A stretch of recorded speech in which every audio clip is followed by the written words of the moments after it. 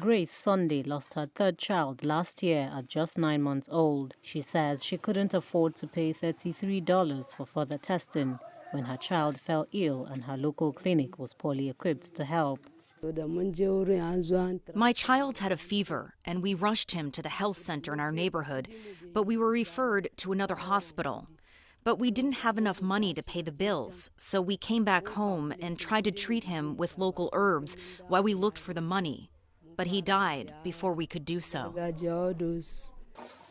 Recent figures from the United Nations shows that globally, fewer than 5 million children died before age 5 for the first time ever.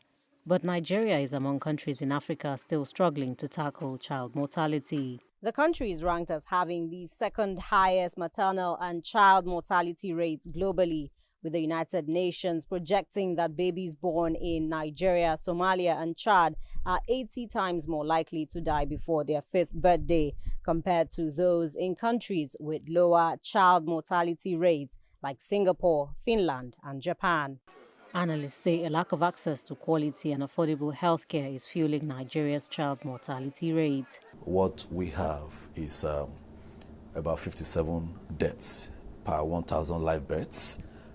In Nigeria, this is really a far cry from what is expected, because the standard that should, we expect, shouldn't be more than 25, deaths per 1,000 live births. Preponderance of the citizens of Nigeria are living below poverty line. They cannot afford healthcare. And the point is that most of these healthcare facilities are not adequately equipped.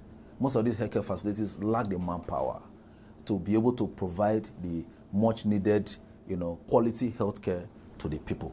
Health experts say Nigeria needs to increase funding for the health sector as a first step in addressing this challenge.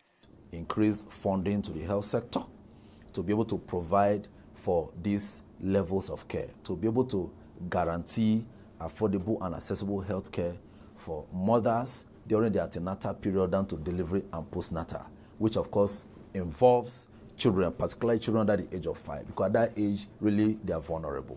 In 2022, Nigeria signed a law that will see all citizens get health insurance coverage by 2030.